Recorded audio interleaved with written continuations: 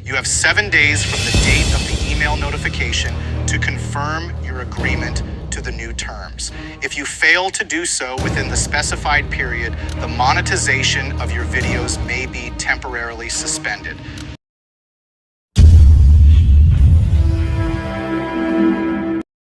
Magandang araw at magandang gabi po sa mga nakakapanood sa gabi at sa lahat po ng naabot ng video na ito. Welcome po dito sa AMB o Avoy Mix Videos. Ngayon po ay may video tayo na ipapakita sa inyo at ito po ay isang warning, no? Warning po sa lahat ng creator, no? Huwag po kayong maniniwala sa video na ito. Ang video na ito ay makikita nyo rin sa YouTube pero naka-unlisted po ito. Ibig sabihin, kung isa-search nyo ito dyan sa inyong search engine sa YouTube, hindi ito lalabas, no? Ang makakakita lang po nito yung mga pinadalhan ng video na ito at mapapanood din to sa YouTube, no? Halimbawa, kung ikaw ay naka-receive ng email tapos ang tawag dito ay video message, no? At pag click mo yon, papasok yon sa platform ng YouTube kasi naka-unlisted po yun. Kung sino lang yung piniling padalhan ay siya lang ang makakapanood. Ganun po. At ang target po nito ay ang mga creator at ang mga vlogger, no? At may kinalaman po kasi ito sa monetization, no? At sinasabi nila na may bago ng patakaran ang YouTube tungkol sa monetization. At kailangan mag-comply ka within 7 days. At kung hindi, i-stop nila yung monetization mo, no? Even yung meron pa silang panakot no? Na maaaring hindi ka na makapag-upload pa o makapag-live. Yun po. Kaya po ito ay share ko po sa inyo dahil para huwag niyong paniwalaan.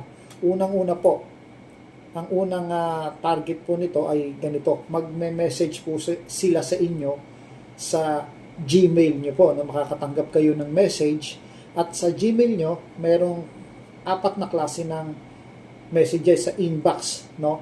Yung primary, promotion, tapos yung pangatlo yung social, tapos yung pang-4, update.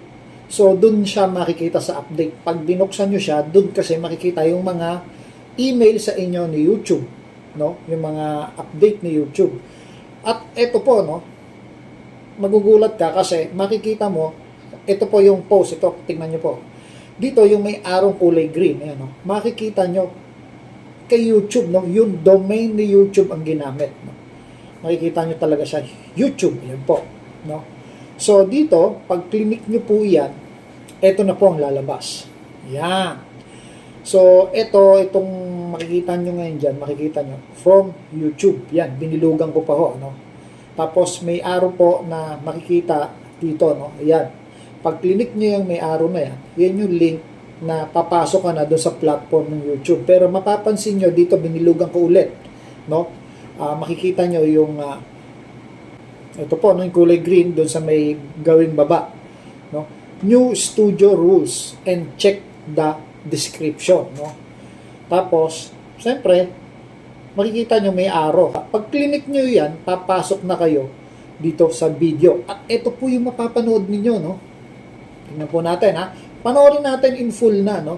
35 seconds lang naman yung video kasi doon magsasalita. Yung warring, akala mo taga personnel ng isang ng YouTube, ano? So ito po, play na po natin.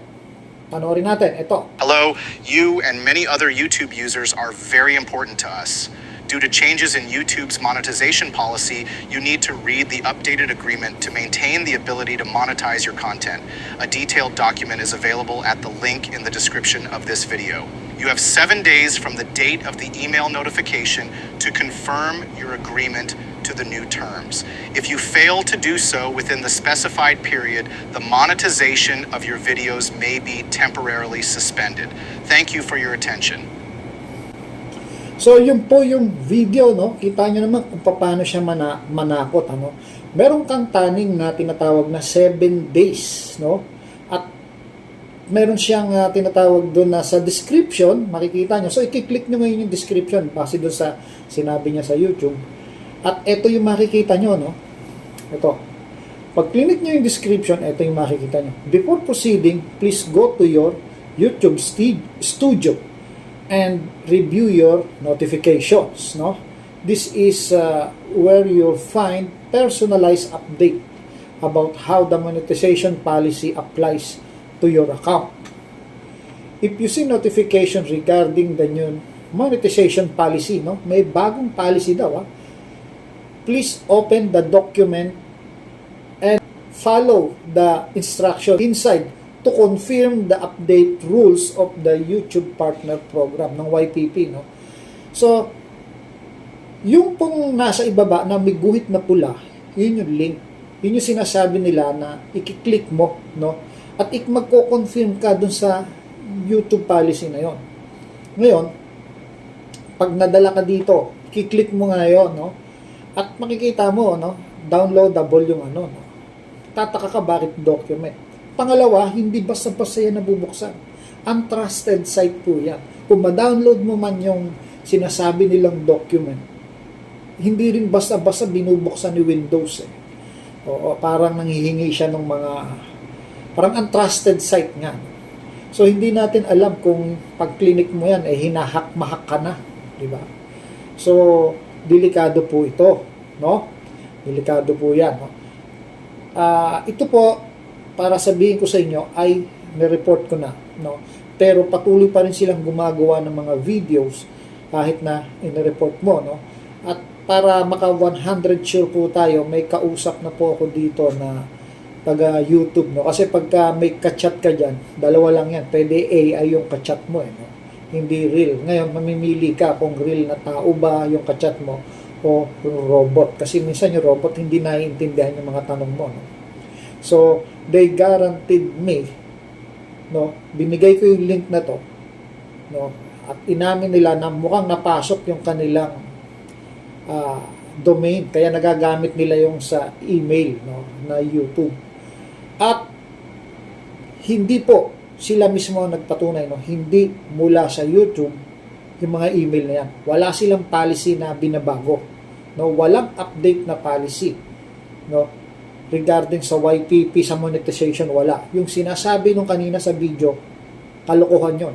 At kahit kailan po, hindi sila nagtaning ng 7 days para gipitin ang mga YouTuber, no? Napakahaba ho ng taning nila. Ay years pa nga minsan, di ba? O, matagal yan, no? At makikita mo talaga yung kanilang policy.